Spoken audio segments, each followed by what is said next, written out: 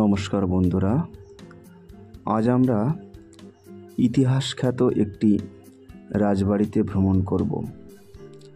আসুন বন্ধুরা, ঘুরে আসি রায়বাড়ি। হ্যাঁ, নদিয়া জেলার একটি বিখ্যাত জনপদ চাকদহ। এই চাকদহের বিখ্যাত একটি এলাকা বনমালী পাড়া। এই বনমালী পাড়াতেই আজ থেকে প্রায় 200 বছর আগে জমিদার ধীমান রায় গড়ে তুলেছিলেন বিশাল এক রাজপ্রাসাদ, যার নাম রায়বাড়ি।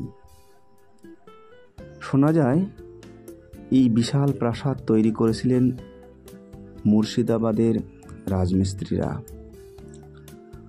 তারা সঙ্গে এনেছিলেন একবার কাঁঠাল।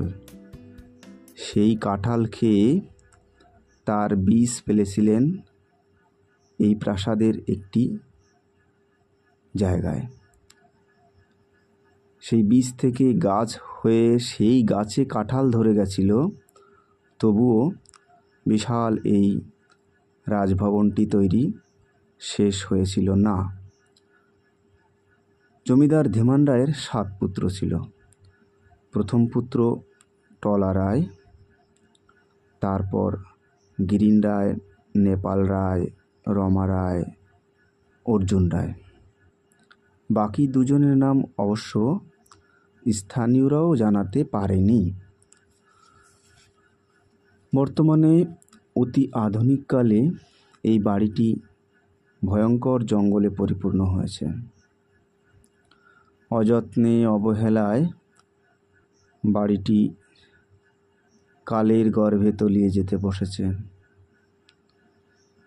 বিশাল এই প্রাসাদটি শুধুমাত্র ইটের গাঁথনির উপরে দাঁড়িয়ে রয়েছে। প্রতিটি ইটের গাঁথনির মধ্যে রয়েছে বহু জনসমাগমের পদধ্বনি। চাকর বাকর, দাস দাসী, বিশাল জনগণ নিয়ে প্রাসাদটি সর্বদা মুখর থাকত।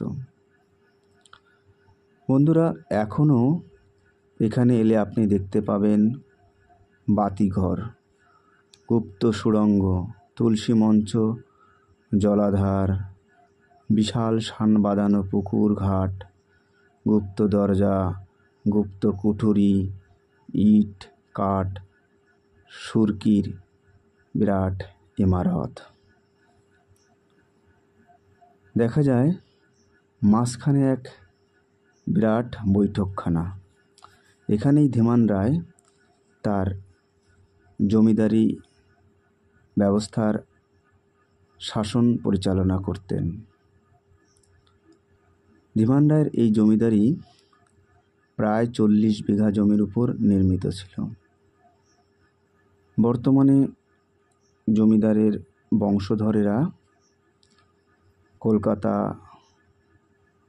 এবং চাকদহে থাকেন।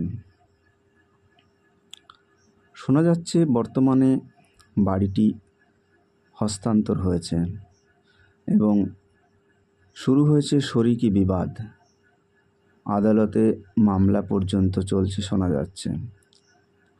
বন্ধুরা, দেখতে পাচ্ছেন আগাছা এবং জঙ্গলে পরিপূর্ণ হয়েছে কেমন। এখানে সাপ, বিচ্ছু, ভয়ঙ্কর প্রাণীগুলো লুকিয়ে থাকে।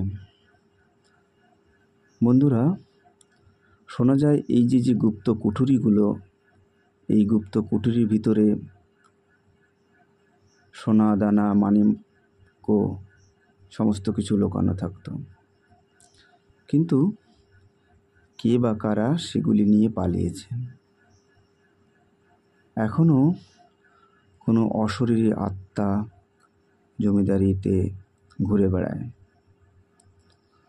বাংলার জমিদারি ব্যবস্থার শেষ নিদর্শন এই রায়বাড়ি।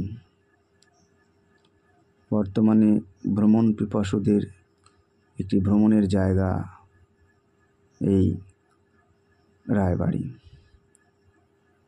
বন্ধু, আপনিও চাইলে আসতে পারেন রায়বাড়িতে। আপনার আশা করি খুব ভালো লাগবে। সবাইকে ধন্যবাদ, নমস্কার, থ্যাংক ইউ।